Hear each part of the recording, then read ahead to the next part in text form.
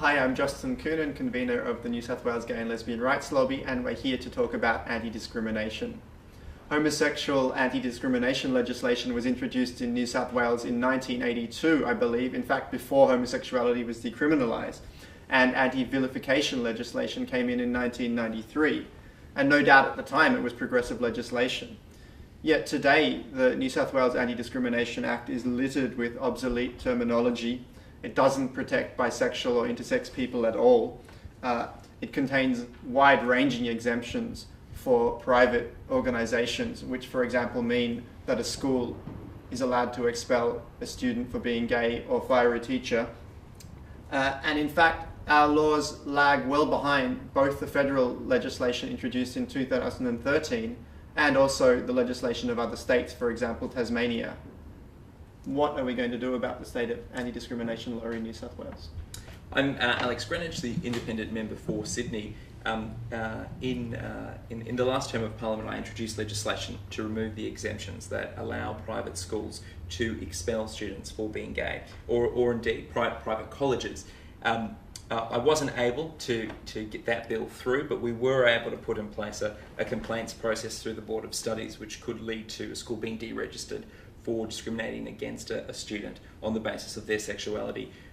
For me, I would like to see in all areas of New South Wales law references to exemptions that allow you to discriminate against someone based on their homosexuality or people who are transgender, to have those removed and to make sure that there are also protections in place for the intersex community and bisexual community.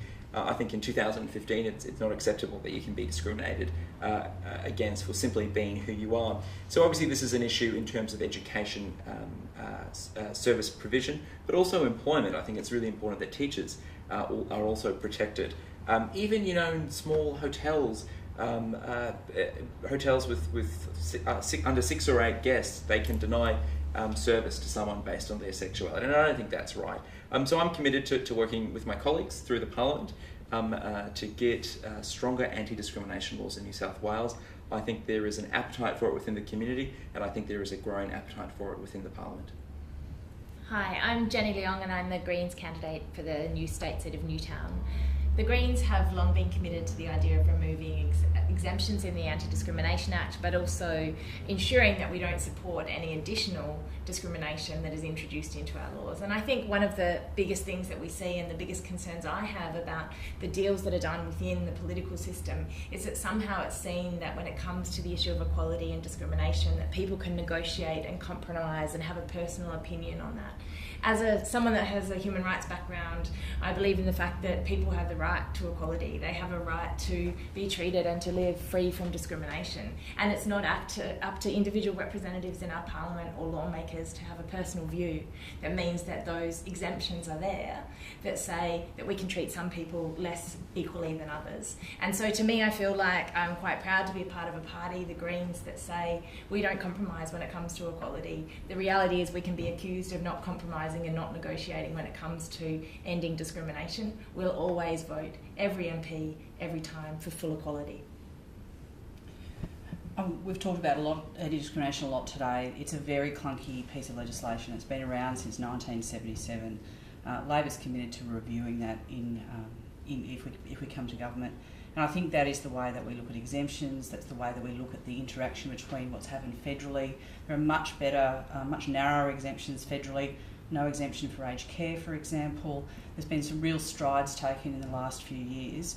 The biggest thing for us, though, in New South Wales particularly, is looking at the consistency of the exemptions, looking at the inclusion of intersex people, fixing up the trans language, which is extremely old-fashioned and really not worthwhile. I think getting the anti-discrimination legislation right holistically, not just in little pieces one at a time, is the way we'll actually make much faster strides forward and actually get to the equality that we want to see. Bruce Notley-Smith, I'm the Liberal member for Coogee. The Anti-Discrimination Act has many holes in it, and it needs a great deal of work. But I'm positive that in the next term that we can actually achieve some significant amendments to it. Why am I that positive? Because in this last term of government, the last 4 years, we've seen two significant bills pass both houses, which relate to our community.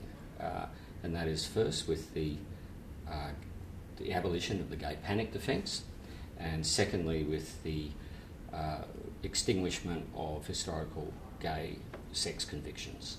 And there was almost a third, which was the state-based same-sex marriage bill, which we lost out by just one vote. But never, my understanding, never in the history of the New South Wales Parliament have we passed two bills which were significant for our community. I think we can do better next term. There is the whole attitude in this place has shifted so significantly that our community is really in a good place to prosecute our case. But it's a lot of work. It takes champions to get behind bills, to write the bills, to push them through the doors of the various ministers to get their